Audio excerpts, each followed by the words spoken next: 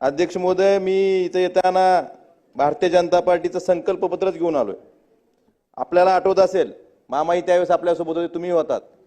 2019चं पहिलं अधिवेशन होतं।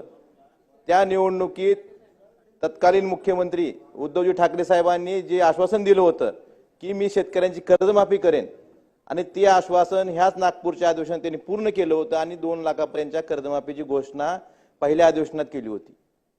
आज पूर्ण महाराष्ट्र तीच अपेक्षा करतोय, एवढं मोठं बहुमत दिलंय, आणि त्यामुळे ह्याही अधिवेशनात उद्या मुख्यमंत्र्यांनी त्यांच्या उत्तरात ज्या पद्धतीने उद्धवजी ठाकरे साहेबांनी कर्जमाफीची घोषणा केली होती तशीच घोषणा 3 लाख रुपयापर्यंतची त्यांच्या संकल्पपत्रात जे दिलंय त्याच पद्धतीची घोषणा उद्या झाली पाहिजे।